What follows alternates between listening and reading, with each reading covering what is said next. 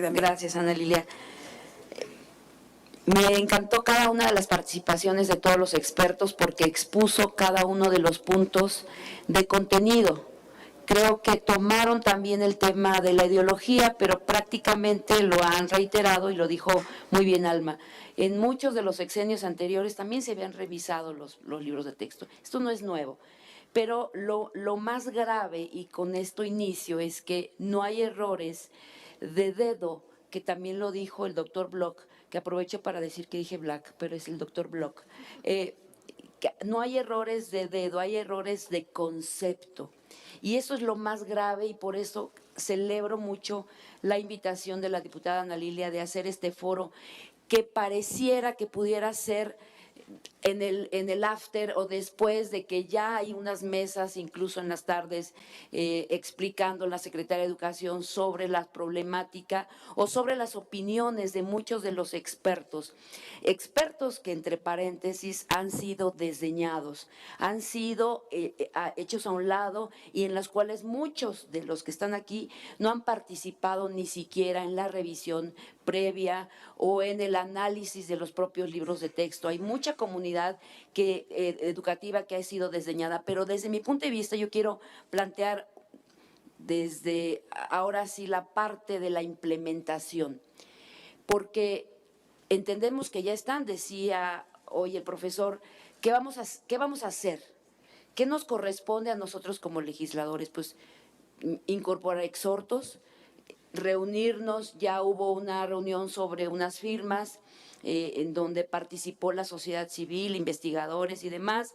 Hay, pues ahora sí que hay, metieron ahí un acto de inconstitucionalidad, no las han desechado y seguiremos insistiendo. Esta es una acción también de poder insistir.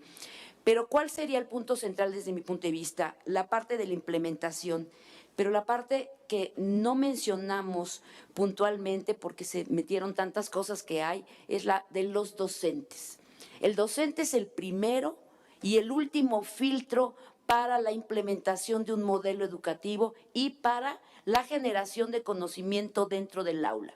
¿Y en qué momento hemos tomado en cuenta los docentes para poder capacitarlos y encauzarlos, sobre todo aquellos, y a mí me preocupa muchísimo, en las comunidades apartadas, en donde ese QR que mencionaban por acá, pues a veces ni siquiera tenemos internet, a veces ni siquiera tenemos internet en las propias colonias de la Ciudad de México. Ahora imagínense en la Sierra de Hidalgo, imagínense en la Sierra de Chiapas, en donde no hay internet y el profesor está expenso a su CTA, a su consejo técnico escolar, y que ahí lo entrenen y lo capaciten para poder implementar su nuevo libro de texto y que le digan, a ver, tienes dos retos, hay dos desafíos para ti, profesor.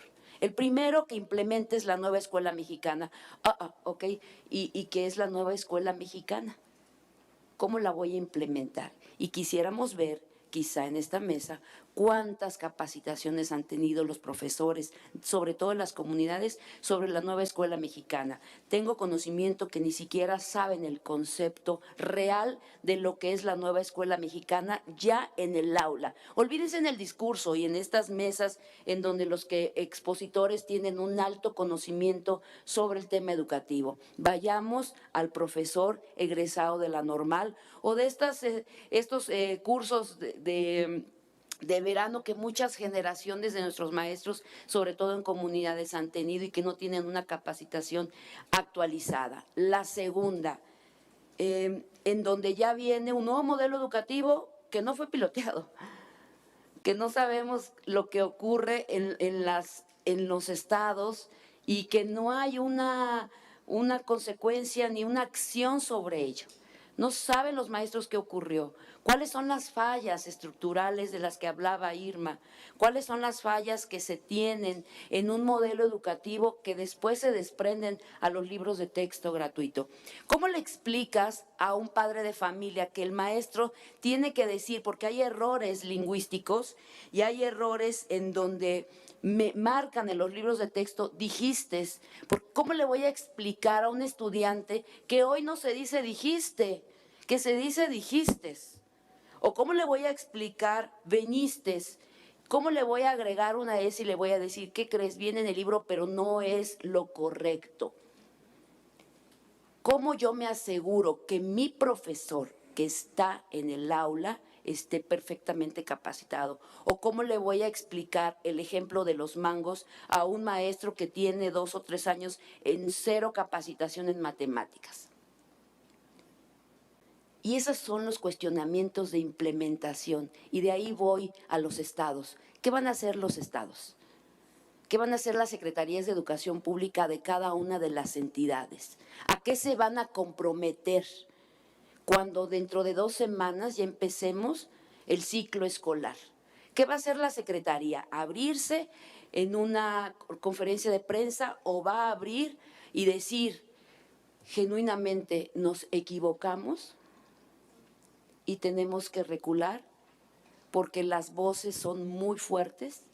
Estamos hablando de generaciones enteras. Estos últimos 6 años, las niñas y los niños, y con esto voy cerrando, las niñas y los niños se han enfrentado a una pandemia. Nos hemos enfrentado los docentes, nos hemos enfrentado los secretarios de educación, los propios gobernadores, la propia comunidad, a saber cómo voy a implementar o qué viene después de una pandemia. Y encima decía Alma, qué valientes en México, implementamos un modelo educativo. Creo que con esto, y es la palabra que creo yo implementar el día de hoy, de decirla, es irresponsabilidad. Somos un país irresponsable, porque realmente cuando hablamos de educación, y lo sabemos todos los que estamos aquí, la educación cambia formas de vida de las personas. Y hoy, con lo que estamos viendo, realmente la forma de vida que van a cambiar estas generaciones es verdaderamente triste y decepcionante. Muchas gracias.